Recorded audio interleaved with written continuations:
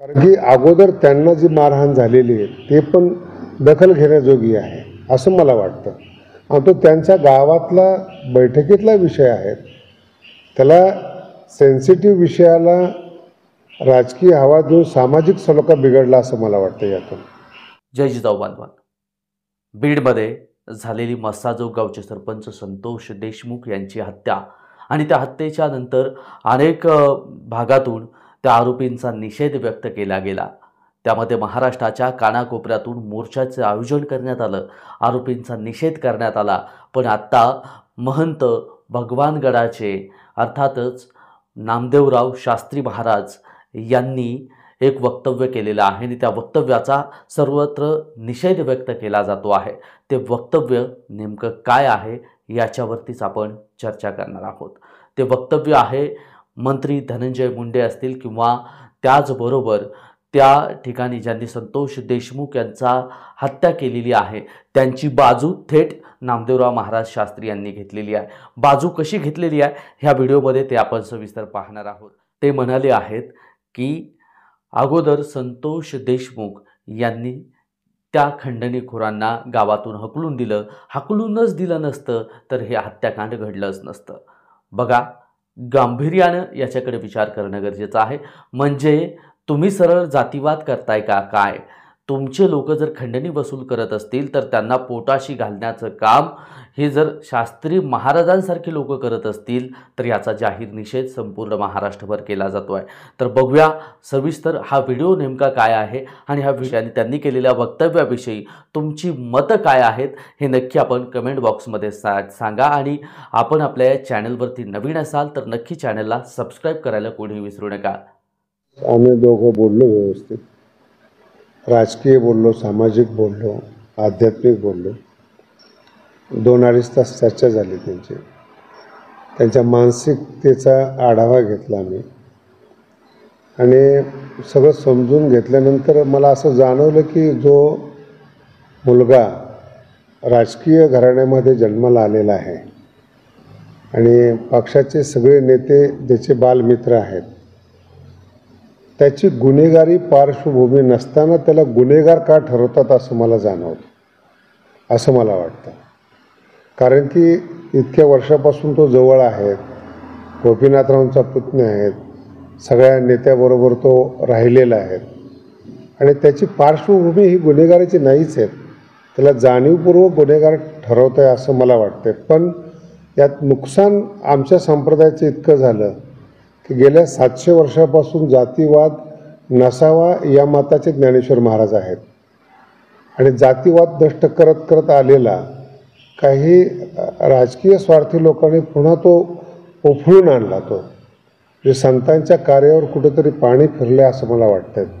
जाती सलोखा नष्ट होत चाललेला आहे असं वाटतं. याच्यामध्ये या सगळ्या प्रकरणामध्ये अशी चर्चा होती की भगवानगड धनंजय मुंडेच्या पाठीशी आहे का, अशी चर्चा भक्कम पाठीमागे आहेत. केवळ पाठीमागे नाही येतो, भक्कमपणे पाठीमागे आहेत. 2 भाग आहेत त्याचे. जे गुन्हेगार असतील त्याचा शोध चालू आहे. मला अजूनही मीडियाला एक विचारावंसं वाटतं की ज्या लोकांनी हे प्रकरण केलं, निघून हत्या केली, त्यांची मानसिकता का बिघडली ही मीडियाने का नाही दाखवलं? कारण की अगोदर त्यांना जी मारहाण झालेली आहे ते पण दखल घेण्याजोगी आहे असं मला वाटतं. आणि तो त्यांच्या गावातला बैठकीतला विषय आहे, त्याला सेन्सिटिव्ह विषयाला राजकीय हवा देऊन सामाजिक सलोखा बिघडला असं मला वाटतं यातून. तो त्यांचा गावाचा मुद्दा आहे तो. आणि खंडणीवर जगणारे हे नेते नाहीत ना ज्याच्यावर मीडिया आज आक्षेप करतो. गेल्या 53 दिवस झाले तुम्ही मीडिया ट्रायल चालवलेत.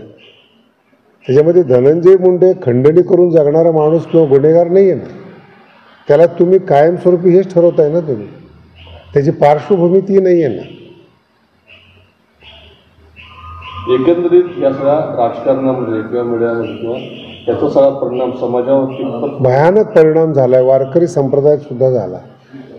जातीवाद ज्या लोकांना माहिती नाही त्याला सुद्धा मीडियाद्वारे जातीवाद माहिती झाला. म्हणजे जे संत सामाजिक सलोखा तयार करतात त्यांच्यामध्ये सुद्धा तेढ निर्माण होत आहे. राजकीय स्वार्थ हा आमच्या दृष्टीने क्षणिक असतो. तो काही काळापुरता राजकीय फायदा असतो, तो कायमस्वरूपी राजकीय फायदा नसतो.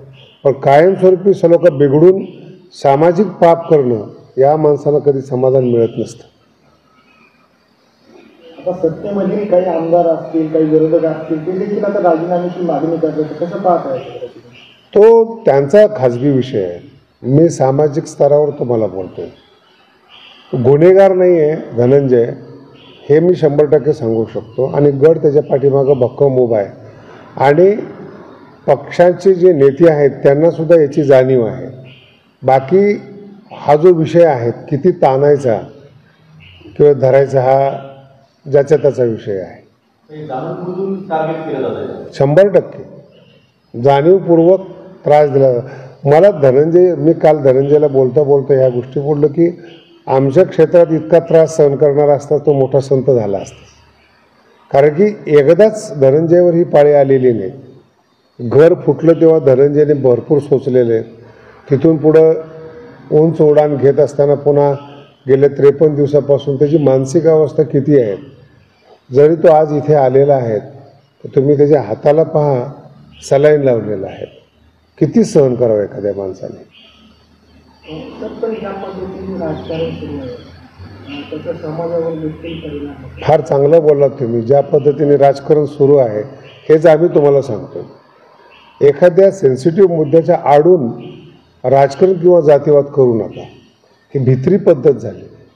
समोरासमोर लढा, समोरासमोर जय पराजय करा, हे पुरुषी राजकारणाची पद्धत आहे. एखाद्या मुद्द्या आडून तुम्ही आघात करू नका. ते चांगलं नाही आहे. आणि त्याचा फार काळ फायदा होईल असं मला नाही वाटत. कारण की गेल्या 30 दिवसापासून मी समाजामध्ये फिरतोय. त्यांच्यासुद्धा भावना माझ्यापर्यंत आलेल्या आहेत. कारण की इथे सगळ्यांनाच बोलवणारा धनी असतो आणि हे समाजाला पक्कं माहिती आहे.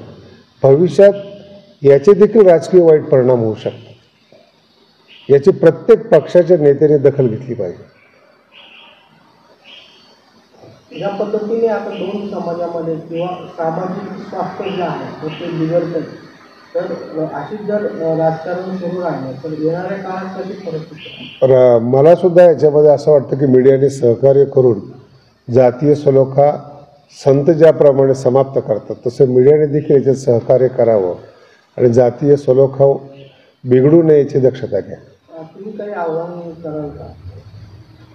यात आव्हान करण्यासारखं काय आहे? फक्त जे नेते आहेत ज्यांच्या हातात, माझं फार प्रसिद्ध वाक्य आहे, डॉक्टर, नेते, गुरु आणि वकील चांगलं मिळालं तर माणसाचं कल्याण होतं.